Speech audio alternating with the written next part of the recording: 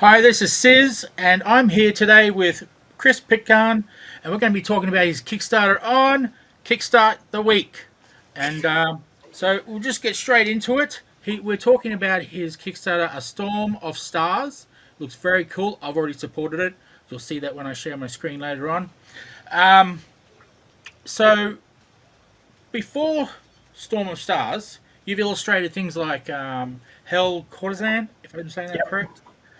One or two Fox and Hound. I can't remember how many.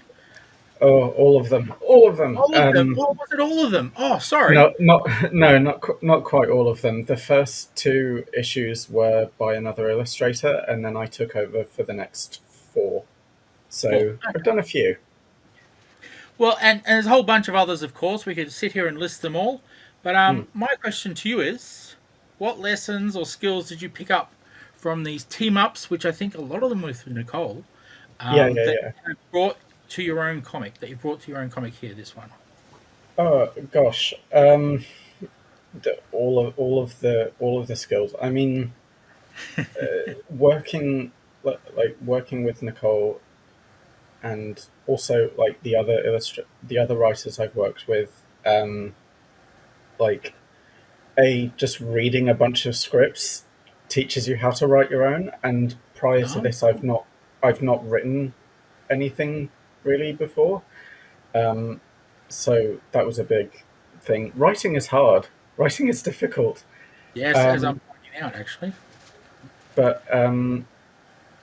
yeah, also I think just learning how to do comics. Like I think I know when I started, it took a lot of research and a lot of figuring out different styles, how to work in different styles. And it's like the first two comics I did, which was The Circle, which was a short 10-page comic, Yeah. um, Going. and then and then after that was Hell Courtesan, which was a big graphic novel. Yeah. Neither of them were really traditional comic books. Like Nick's direction for those was very much like, I don't want this to look like a comic book. I want it to look different. You're not allowed to use traditional panels. You've got to, think outside the box. So it's like my first foray was very much not doing, standard comic book stuff.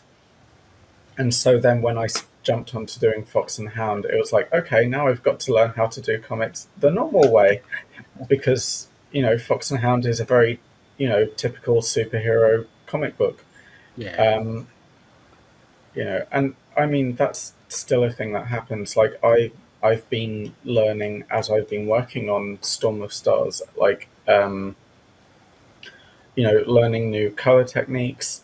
I've been you jumping from Photoshop to Clip Studio Paint, which is a completely different program with its own tools. Yeah. So I've been, yeah, and there are some things that you can only do in Clip Studio Paint, and there are some things that you can only do in Photoshop. So it's like taking the files in between each one as I work on things to go, oh, okay, I need to do like Ariel's hair, and I can only do that in Photoshop. But then I need to do all the plants, and the best stuff for that is in Clip Studio. So I have to I'm swapping between Oh, wow.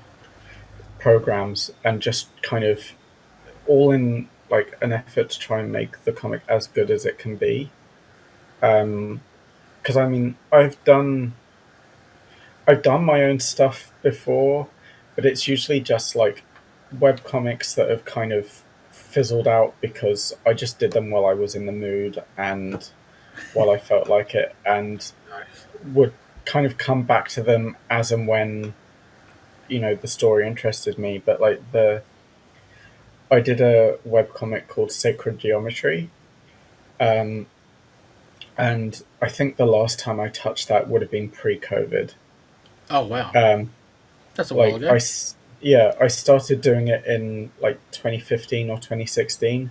Haven't thought about it um, since COVID. So it's been a while, and I think that's the other big thing I've learned from working with other people and also working on this is just the ability to start a project and see it through, because Ah, that's really the hardest thing. It's, you can have all the ideas and skills in the world, but if you don't have, I guess, the discipline to just sit down and go, look, doing this means I've got to do all the boring bits as well, and I can't just stop because then I end up with half a comic. Um, and especially with this one, like, I really wanted to do it myself, and I really wanted to have it finished. yeah. Um, so yeah, just being like, nope, I am gonna sit down, I am gonna write it out, I am gonna do all the steps I normally do with the paid work that I Hmm. get. Um, and it's like it's taken a while. Like, I started working on this 2 years ago. Oh, okay. Um, yeah, and I mean, it was completely. I don't. I rambling a bit, and I don't know if this is answering one of your other questions, but it was completely, by accident. The live action Little Mermaid film had come out, and just as a fun bit, I did a single comic page, and posted it to Instagram, and that Right. got like a huge amount of attention, and people going, "Oh, this is really cool," and I just kind of went, and I posted a poll like, "How would people feel if I actually like did a comic? Like, is that something people would be interested in?" And the overwhelming response was, "Yes, please, you have to do it now. You've said it." Um, Cool, cool. so yeah, literally over the last 2 years, in my spare time between working on other things, I've been writing and illustrating this, and um, yeah, it's like now that I'm kind of sort of getting towards the finishing line, and finishing up the coloring, finishing up the text and the editing. Oh, It's yeah. like going back to those early pages, and I'm like, "Ooh, there's a bunch of stuff I have to fix here because I drew this a year and a half ago, and I've gotten significantly better, and it doesn't match how I've drawn sort of the last few pages." Um, That's very common with artists, I've noticed, wanting to go back and y- fix the beginning. yeah, I yeah, draw better. yeah. One of the first pieces of advice I got when I was starting was like, don't go back and fix things, because you will be in a perpetual cycle. Because by the time you fixed it, you'll have gotten better, and you'll want to go back and fix it again. And yeah, it makes Um, sense. So so you've gone it's against just that like, advice. Nice. yeah, just a little bit. There are little things where I'm like, oh, that'll take me like 2 minutes to fix, and it'll make it look 100 times better. Nice. Um, but it's just things of like, oh, I know how to do that better now. And but yeah, so it's been a long time coming, and I've learned a lot doing it, but I've also taken a lot that I've learned from other projects and put it into this. Yeah. Cool. Yeah. Well, for those who don't know, you started your drawing in theatre, I believe, in Yes. costume design. So, as an indie comic creator, what's your surprising or funny thing you've discovered while making your own comic book that theatre days didn't teach you? Oh. Um well, again, writing is hard, and writing a script is Oh, much easier than reading it. But I think I think the biggest thing I've kind of had to let go of is not having to stick to reality, which sounds a little bit odd, but it's like no, no, I get that. doing doing theatre. It's like a lot of the times I look at, like, when I started comics, and I started looking at comics as an artist and as someone who was, trying to get into the industry. It was very, my eye always kind of went, well, no, that doesn't work like that. That fabric doesn't work like that. That's not how, you know that's impossible. That's, construction doesn't work. And it was like I was very much like coming from theatre. I was like, I've put costumes together, I've put sets together. I know how these things work in real life.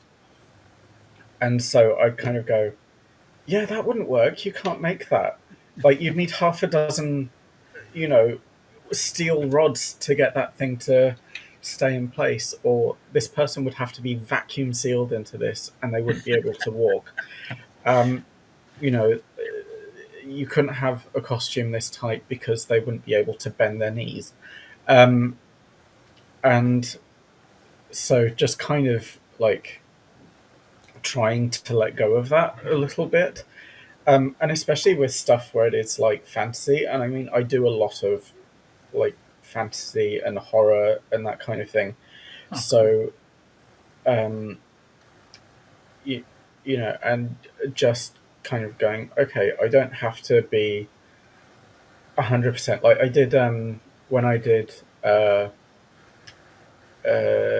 Your Highness with Nick, which has just Oh, come out, um, and is getting a bunch of recognition, which is really great.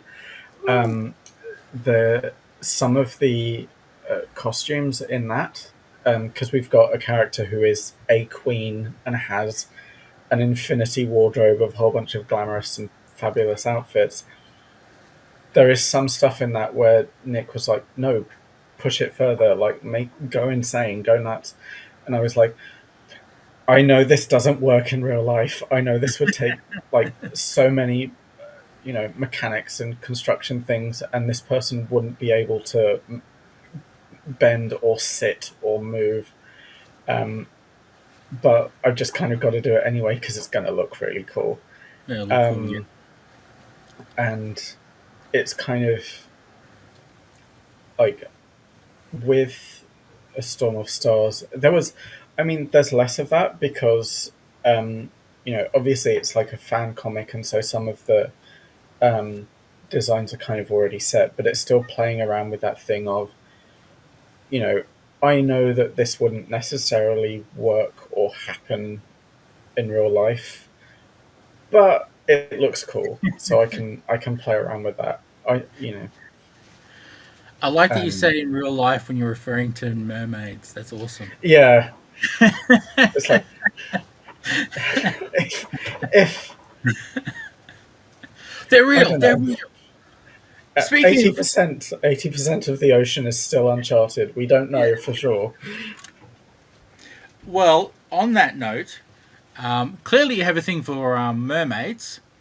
So, when did this fascination start? And what was it about the Little Mermaid story that hooked you as an artist? Uh, I mean, it's been going for as long as I have been alive. I I have two very distinct memories. I think from when I was about 3 or 4 years old. And I actually prepared for this. I thought this Oh, question might okay. come up. Um, but basically, two events happened at the same time. The first was a babysitter brought over The Little Mermaid to watch, and it Oh, was the okay. first time I'd seen it, and I was absolutely smitten. But the second thing was around the same time, my dad lent me his copy of Fairies by Brian Froud and Alan Lee. Okay. And in it, if I can find the page, I might have gone too far. So much for Um, preparing earlier. yeah. Oh, here we go. Oh, Uh, cool. in it, there's that. There's a Oh, wow. page about a British folktale called Lootie and the Mermaid, and there's this illustration. And Nice. I think it was those two things, being exposed to those two pieces of media at the same time, just set me off on like a lifelong obsession. And it's like every so often it'll go into the background and I won't think about it for a while, but I keep coming back to it. And like um we went to Disney World when I was like 4 or 5, and Okay. they have they have like autograph books, because you know you've got all of the performers in Disney World who dress up like the characters. Yeah. Um, and my parents got me like a little autograph book to go around and get the characters' autographs. There are no autographs in that. It's just drawings of the Little Mermaid. Like the whole thing was just filled up with drawings of the Little Mermaid. I was like, Nice. paper? Nice. No, no, I'm drawing that. Drawing in that. I'm using that. That's awesome. Um, So young age, you might say.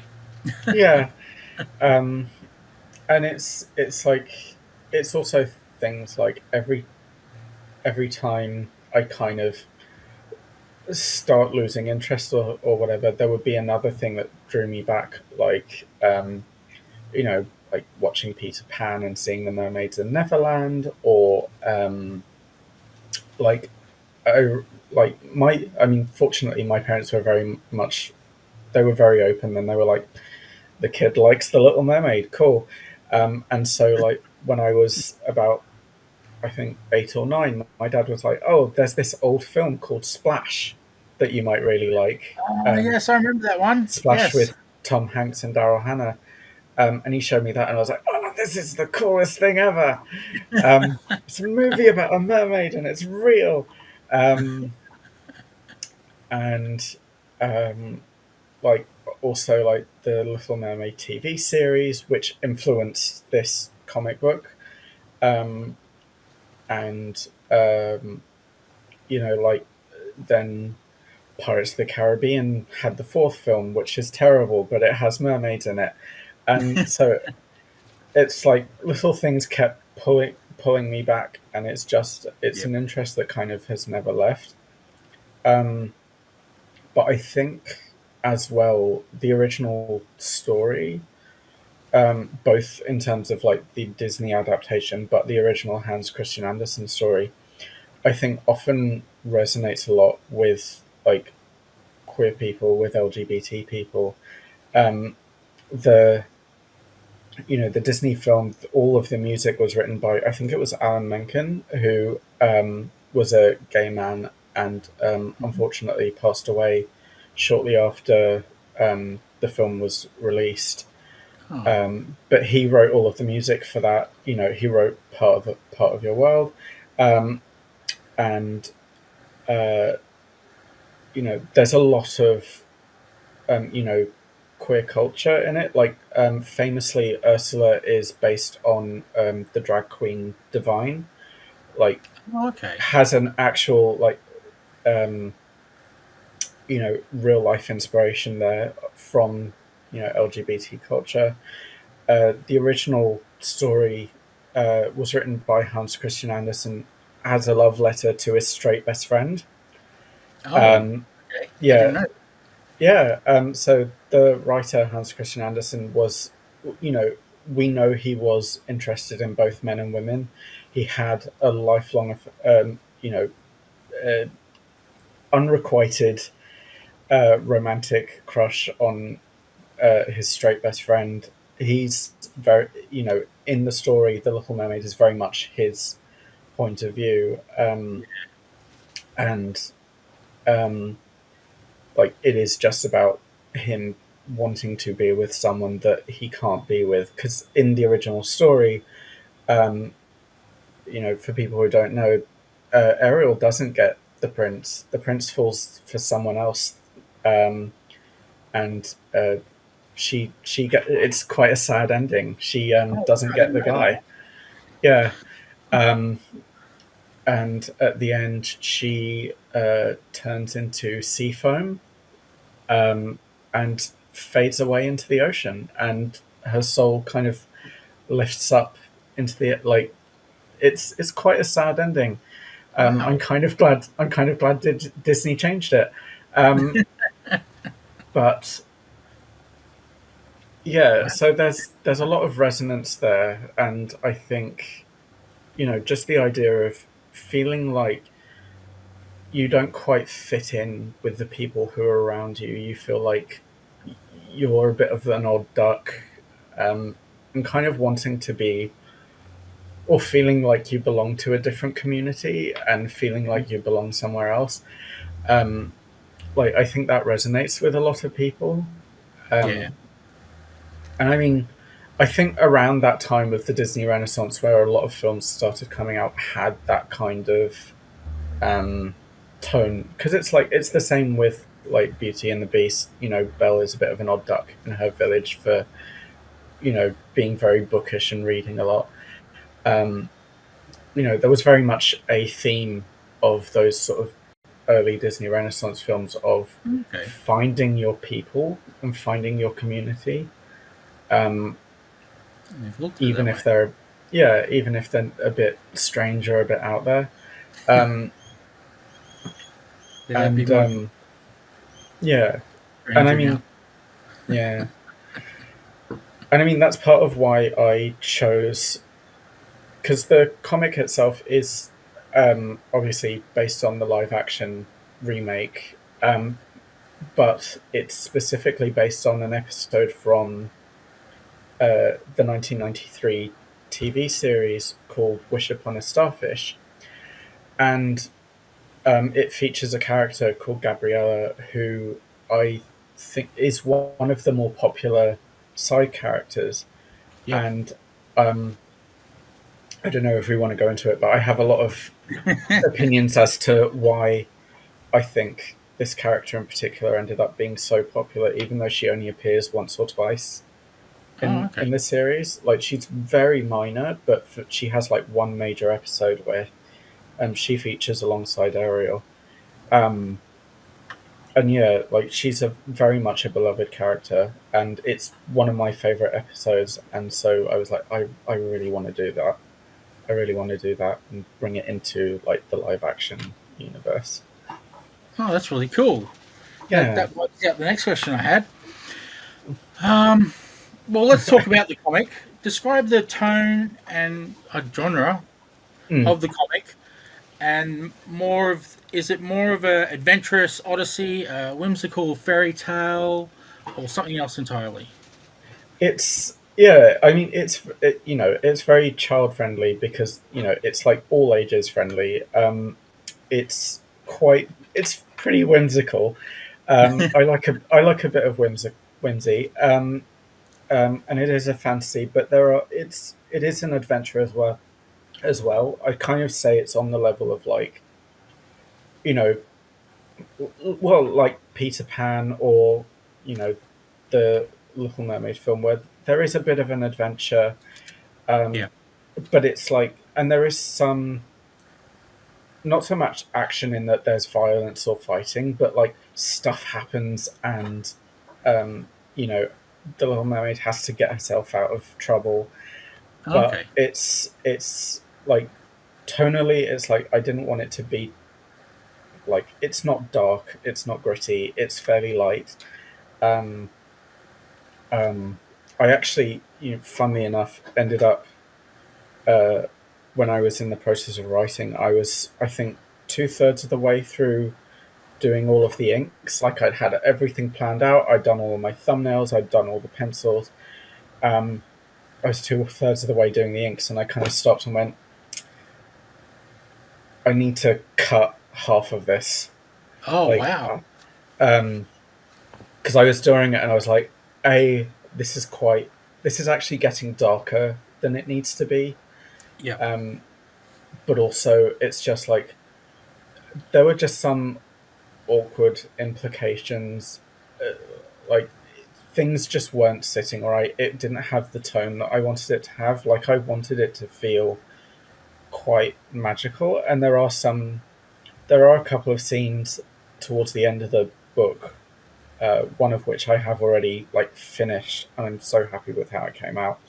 But Oh, I nice. can't show it. I can't show it because it's like spoiler.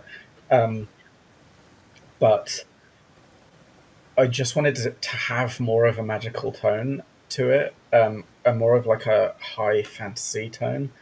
Um, and I just lost that. It was a little bit too real and a little bit too gritty. So I was like, I ended up literally cutting out 22, 23 pages, and it's only 50 pages. So it was a good chunk of the book, and Yeah. just completely redoing it. And I'm really glad I did, because the result is much better and much closer to what I wanted the tone to be. Oh, it's awesome. Um, and yeah, I think yeah, there were just like things that I was reading and I was going, oh, this doesn't work for like something that's supposed to, it's not supposed to be a kids book. Like, it is primarily for people who are fans of both the live action version and the original version, and Yep. so it's mostly going to be adults reading it. But it's also like, it's a bit of an escapist fantasy. Mhm. It's not supposed to be heavy. Um, and I very much wanted to avoid like anything that could be like too just anything too dark. I wanted it to be, fairly light. Yeah, that makes sense. Um, so yeah, I say that, so it's quite whimsical. It's quite light-hearted. It's very much in the tone of the original TV series or something like Peter Pan, where it's like it's an adventure and it's fun. Um, it's not heavy. Cool. Um, That's good to yeah, know. That will help people understand. yeah. Um, Speaking of the Kickstarter, this is about that. Mm. Is this your first Kickstarter? I wasn't sure. Yeah, It is. yeah. So, It's my first unexpected solo one. challenge. Have you come Mm. across anything you weren't expecting with Kickstarters? Yeah. Everything. Um, Everything. Okay. no, That's at the end. that's a little broad. Um, I think I think the biggest thing was like logistics. Like, before I even started, I kind of knew what I wanted to offer in terms of like rewards, in terms of um, what I wanted to offer people, how I was going to present the Kickstarter, what it was going to look like visually. I had a very clear idea of that, but it was like the thing that was tricky was like sorting out all the more mundane things, like pricing everything was unexpectedly difficult, because I was Yeah, just it like, is, isn't mm. it? It was like I'd just kind of My least seen favorite what part. other yeah, I'd just kind of seen what other Kickstarters had done, and it was like, oh, so it just goes up X amount of time or X amount for each tier, and I'll just do that. I'll just plus whatever, um, and then kind of went, oh no, wait, I need to work out how much everything is going to cost me, so I don't accidentally, you know, have find myself running at a loss. Yeah, yeah, I've done that. It's fun. Yeah, really, lots Mm. of fun. Mm, It's mm, like, I mm. don't want to fund this thing and end up finding out like, oh, I still can't get this printed because I didn't realize how much it would cost. Yeah, Because I was at the start, I was purely going off of what I'd seen other people do. Like, I know what Nick that's what I did on usually my first does. one, and it was a mistake. Mm. It's like, I know what Nick usually does. Where she usually sets her goals. So I was initially kind of going off of that, and then kind of went, hang on, I'm looking at a Fox and Hound Kickstarter, and those books are half the size this one is. So Ah, printing is inevitably going to be a bit more pricey. yes, Um, as will postage. yeah, and so it ended up, I ended up spending a week just looking up, how much everything was going to cost me, how much, um, postage was going to be. Um, At one point, I was looking at using because there are like third party Kickstarter managers, and I was Oh, looking at them because they let you like essentially skip some of the steps. So there are certain things like postage that you don't have to work out until afterwards if you use a Kickstarter manager, because you just sort out the postage and then send through like, oh, you can tell someone specifically this is how much it will cost you. okay, I didn't know that. That's something new The to me. Yeah, the problem is they charge a mint for that service, so Oh, it's like, yeah, so always the it's way. like, Always the way, isn't yeah, it? Spend so a it's like, thousand and save $20. yeah, Awesome. yeah, so so it was like, I could use that and it would save me time now, but I'd probably end up having to pay out some things out of pocket, and I Mm. probably will. I imagine like that's usually just how it goes. It's just that the Kickstarter is kind of taking the bulk of the Yeah, heavy that's how I lifting. treat it. I have in the last few made a profit, which was nice, but the Mm, first few when I was learning, not so much. Not so yeah, much. I print all it was I printed way too much stock, yeah, so that absolutely killed any profit I had, and then none of it sold. So that totally killed my profit. yeah. And I mean, like that was one of the things I was working out was like, okay, if this is my goal, how much can I print for that in terms of how many books can I print? Will that cover the number of pledges I get? Um, you know, and just like working out all of that nitty gritty to ended up taking a while, and I ended up essentially having to postpone the Kickstarter by nearly 3 weeks Oh, just okay. through Just to because get it I all was like, right. yeah, and it was partially I don't want to scupper myself and have to go back to people and go, hey, even though this was successful, I miscalculated and I still can't print this thing.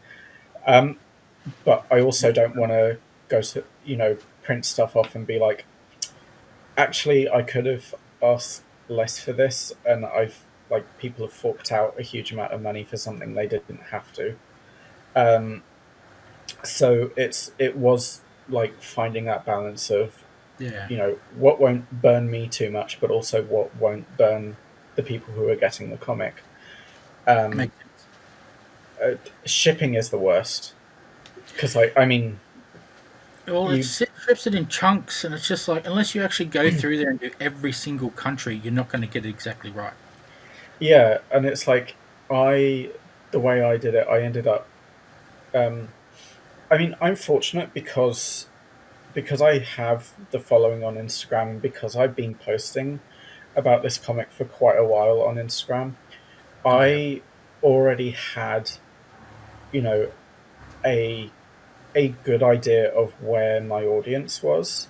And I've Oh, already had people kind of ask the question of, oh, would this ship to this place? Would this ship to this place? So I could kind of go, okay, I know I've got these specific countries where people have already said, I really want this, will it ship to here? So I can list those individually. oh, nice. Um, but then I've like got, I know most of the people who are going to be supporting this are either in Australia or America, Yep. and the other one is France. I've got a fair few people in France who want the comic as well. Oh, that's interesting. Um, uh, and so I was like, okay, these couple of places, make sure I've got that sorted, and so I know how much shipping is there. But then, like, fortunately, Ozpost has like a standard shipping zone that they kind of give you a rough price on, Yep. and it's not perfect, No. um, but it's kind of close enough. Um, and obviously, it's like I'm also offering a bunch of add-ons so people can be like, "Oh, I only want this particular reward, so I'm just going to get the book and this thing," and that might tip the parcel over into the Over next weight into the next, yeah. category. But so as much as possible, I've tried to allow for that, but it's tricky, and it was a lot of logistics, and for someone who stopped doing maths in year 10, it was like, oh no, why this is Uh, bad. I can't maths. um, um, yeah, so it was all that kind of stuff that was really difficult to pass and just like double check, and also just the realization of, oh, I was not aware there's the whole aspect here that I had not thought through and did not realize would be as complex as it was. um same. yeah, Yeah. but and things like, I've got like an update schedule of like Oh, okay, cool. That's sending, good. yeah, like okay, I have to make sure I send out updates when, it's the 3 week mark, the 2 week mark, the 1 week mark, so that people are kept up to date. Making sure I post about it every day on like Blue Sky, Twitter, Instagram, Facebook, different. I've got a list of all the different like online groups that I'm part of that I can post it in. Yep, Um, it's always handy to have. mm, to try and keep that going. So yeah, it's a bit of a monster. Like, um, Yes, it is. a few people have said like it be, just managing it becomes a full-time job in and of itself, Yeah, yeah, it and can be like like that. mm, and just like answering people's questions and pointing people to the right place, and like a little while ago, about a week ago, to commemorate the anniversary of uh, the live action film's release, I did a limited edition charm bracelet and pin add on. Cool. So, and it was for 3 days because it's like Ariel becomes a human for 3 days. Um, and Nice, so it was nice. just like setting that up as like a limited time special edition thing was tricky, but also like then telling people about it, telling people how to add it to their pledge, all that kind of stuff as well. I hadn't, Of course, if they're new to Kickstarter, that wouldn't be so simple. yeah. So it's like all of those kinds of logistics were surprises. Yes, yes. Kickstarter's fun. I Mm, say that very yeah, cheek and tongue. mm. Um, well, while you're doing these posts for Kickstarter, and I don't know, you seem to move away from projects and come back a lot, so everything's a bit hectic. Have you got? This is my silly question, just so you know. Do you have a secret food, like a secret snack or a secret drink that you have? Oh, This is where I put it, whisper into the microphone, Red Bull or V. But yeah. I chug tea like there's no tomorrow. oh, I tea. think I mean it's a little bit stereotypical for a British person, but yeah, I think I have like 6 or 7 cups of tea a day minimum. Um, Change that to coffee. uh, yeah, I've got like my special teas that I have first thing in the morning, um, but also like very sour lemonades. Oh, Like okay. the like pub lemonade where it's like you can taste it's made with lemon juice and it's just like incredibly sour. Yeah. Um, that wakes you up. Also, just any chocolate I can get my hands on. Nice, Um, nice. Chocolate's always good. mm, um, yeah, like I like a good dark chocolate. Um, Oh, yes. um, but yeah, just any kind of chocolate, which is terrible for me. Um, but also like having a good like playlist helps, I think, as Oh, well. thanks. That gets me to the next question. Mm. It's funny. It's like, have you read my questions? You've done this a couple of times now. Um, now, when doing all these underwater scenes and all the mermaids, are you secretly jamming to Under the Sea on repeat? A little bit, yeah. Um, yeah, there are a few like I basically got a playlist, which is just it's literally called just like ocean theme, and it's just um, one of them, or actually quite a few of them, are just like 3 or 4 hour long Little Mermaid ambience playlists, and it's Oh, just wow. like under the sea, part of your world, but it's all like instrumental, and it's to the sound of like crashing waves or the sound Wow. of bubbling, and so these are like remixes and playlists that people have put up on YouTube that I just have going, um, or like any kind of um, uh, video game music that makes me think of the water or the ocean. Like there's uh, I don't know if you know the video game Journey, um, Sorry. or Flow or Flower. There's this game company. They make video games that are very much like you go from A to B. There's no voices. There's no text. There's it's just you are a character on a journey and you move in one direction. And it's very much like a walking sim. They did one called Abzu, which is about a robot that goes through like an underwater Oh, world, and it's kind of like the game itself is very environmentally conscious. It's about bringing back different plants and animals and sea okay. life and all that kind of stuff. But you go through different parts of the ocean, like you go through a coral reef, you go through like a deep abyss area and all this kind of stuff. But the soundtrack is another one that I've been listening to on repeat because it's very much like ocean themed. It's very calming and relaxing, and there's a lot of wave sounds as well. So yeah, there is like a set sort of ocean Little Mermaid playlist that I chuck on Awesome. every time I'm working on it. I was like, I'll ask it, and it'd be really cool if it's true. So that's awesome. Yeah, It's really awesome. Now, on the same sort of subject, your drawing area, be it a room or the lounge room or whatever it is, does it have like a mascot or a good luck charm? Please let it be a mermaid.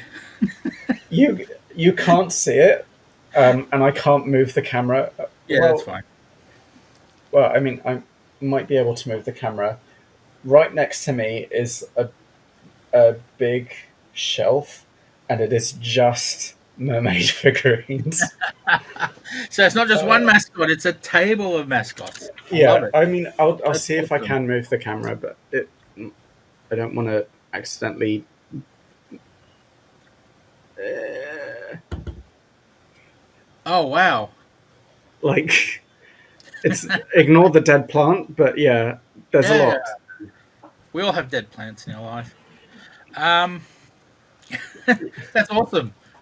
Yeah, yeah, including some that were quite expensive. There's a big statue of a mermaid from a video game that I Oh, wow. played that was like $700, Whoa! $800. It's like a good 2 feet tall. Um, I have it in a box with padding all around it and big signs saying "Keep away, keep." Away. yeah, yeah, yeah. And I remember when I saw it was being released, that it was announced on this video games website, and I was like, I need it. And I saved up for 5 months, and I was just like, Wow. I have to have it. Um, but and yeah, I think I some of these actually I can show you because some of them are rewards for the Kickstarter Oh, that I cool. got That's very that I fit. got printed early. Um, so I've got standees here. Oh, that's so cool. Yeah. So I've got three of them. I'm trying not to show too much of my computer. It's reflecting in the light. But so there's that one. Oh, that's There's nice. that one, which is like Ariel, but with like modern clothing. Yeah, I was going to say, yeah. Um, and then there's, just make sure I've got this around the right way. That one, which is the original cartoon version of Oh, Ariel. So all of those are available as part of the Kickstarter. Um, cool. but I was like, I just want to have them for myself. I just want to have them on my desk. Even if no Um, one gets them, you're going to hoard all of them. yeah, and I've also got like Please give them, people. this. Doesn't have enough room. This one sits on my desk. Oh, well, That that's was going to be your a mascot for birthday sure. present. Yeah, that's my main mascot. She sits on my desk. That's awesome. Um, oh god, I've got so many, including ones that I've had since I was very little and are very. They're being held together by sellotape and a prayer. Um, but Yeah, so there's a few. Mm-hmm. I think I managed not to show too much of my actual desk, which is an absolute mess. No, you didn't show any of your desk, so you're fine. Now, you're going to hate me for this question. We're getting back Oh to the god. serious stuff. Have you got a pitch for this Oh Kickstarter? gosh. All right. You're prepared for this. um, That's really bad. I didn't do that. um, okay, so uh, Little Mermaid: A Storm of Stars is a 50-page comic book based on the live-action version of The Little Mermaid. It is also a retelling of an episode from the 1993 TV series, The Adventures of the Little Mermaid. The episode in question is called Wish Upon a Starfish, hence A Storm of Stars. Uh, the story is as follows.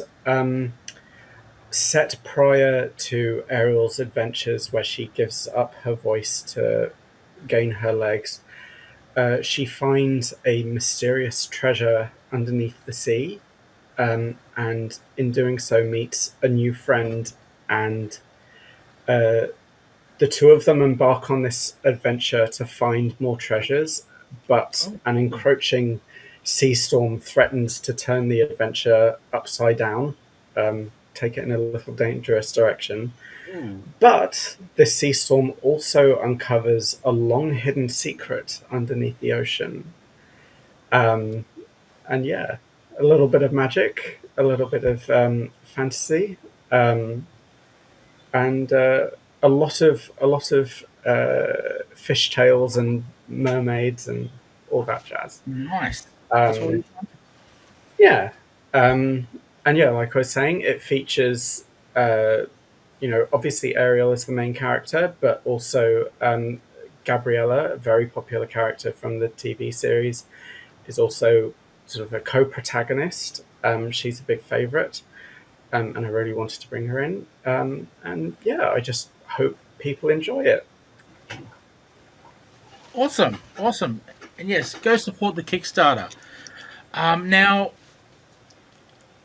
I'll cut this out if I'm wrong, but is this part one? So it's not a part one. It is its own story, Yep. but I have had other ideas for Oh, other comics I can do that kind of pull in different stories, both from the TV series, but also from other like Disney properties. I won't say which because that might spoil things if they do happen. yep, Um, yep. but the first stretch goal of the Kickstarter is an epilogue set after the events of the film when Ariel and Eric are on their honeymoon, and that if it gets there, that epilogue will have a hint to what one of the future stories might be. Oh, cool, cool. So I wasn't So I way do off. have ideas. I I do wasn't sure if have I read that. ideas. Yep. Very cool. Yeah, Very. stuff is bubbling. Yes. Well, Pro- that's all my questions, my friend. What we shall do now is go over to the Kickstarter. And is that's a video. I didn't even notice that. Yep, there is a video. At the bottom. So we'll play the video. That's a good way to start this. Oh god, I can. It's got my voice in it. Ahoy there, I'm Chris Pitcairn, and welcome to the Kickstarter for my fan comic, The Little Mermaid: A Storm of Stars. Join the Little Mermaid on an undersea adventure set before she traded her voice to the Sea Witch. After finding a mysterious figurine, the Little Mermaid meets some new friends and takes them to see her collection of human treasures. However, an encroaching sea storm throws her world upside down and reveals a long-hidden secret deep in the ocean. I started making this comic more than a year ago out of love for the 2023 film. As a fan project, this comic is made for people who, like me, can't get enough of The Little Mermaid. It started as a single page, drawn just for the fun of it, but when I asked if I should make a whole comic, other Little Mermaid fans rose up from the depths to say yes. While the comic will eventually be made available digitally, this will be a limited print run, so if you want a physical copy of the comic book, get in quick. Aside from a 50-page adventure, the physical comic will also include concept art, cover designs, and a behind-the-scenes look at some of the work that went into making it. Now, onto the Kickstarter rewards. As well as digital and physical copies of my comic, Storm of Stars, you can also get prints, keychains, stickers, and standees, as well as original hand-drawn art. You can even splash out at the highest reward tier and become a merperson yourself. Any support you give will be incredibly appreciated. Now, please sit back and enjoy this teaser for The Little Mermaid, Storm of Stars.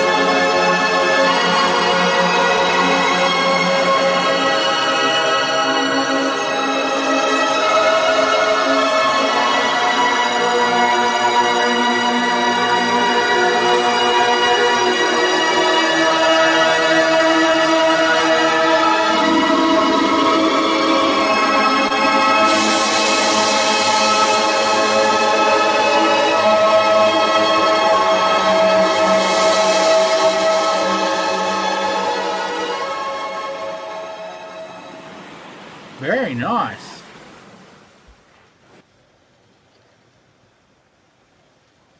Yeah, so close to being done. Yeah, yes, very, very close. So people, when I post this, the numbers might have changed by then as well because this is not live. Get in there, even if it's over the limit, the target, not limit, the target. Get in there and get some of this beautiful stuff. I know I will be. So I think you pretty much described all of it. So I guess the main thing here is just to go through the art, which I think most of it was in the video. A lot of it was in the video, yeah. Yeah. Um, Oh, there's a page. yeah, that bit wasn't. That's a full page. Yeah, I was going to ask you. I totally forgot. Did you do the dialogue? Yeah, I wrote it all, did all of the speech bubbles, or did all of the typing. It's all mine. It's all you. I love it. I yeah, when I started this project, because it is, you know, as has been covered, The Little Mermaid has been near and dear to my heart for basically my entire life. And when I decided that I was gonna do a comic, that I was gonna tell this story, that I very much wanted it to be my thing. Yeah. I wanted it to, do it all myself. I wanted it to be my writing, my editing, my, formatting.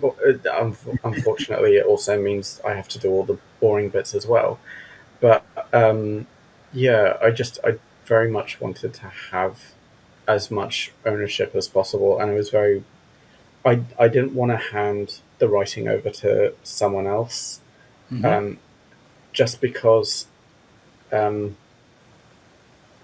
you know, not how to say this politely, just because it was like I wouldn't know, they wouldn't have the same affection for it and the same, Yeah.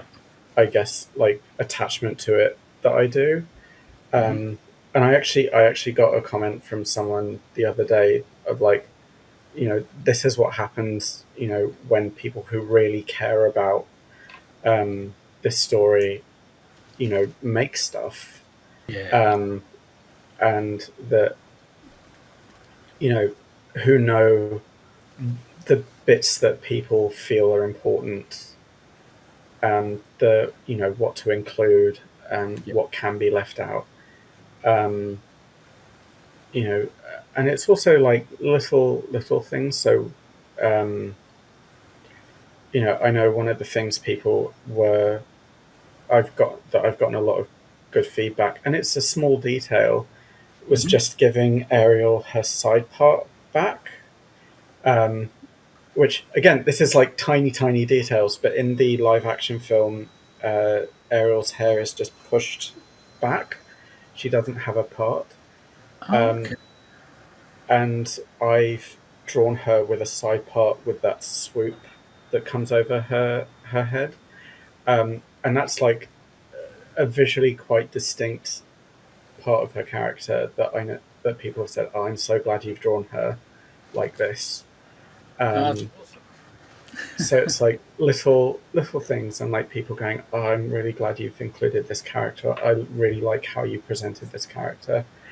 Um, and and I think all of it is because it's stuff that I would want in there.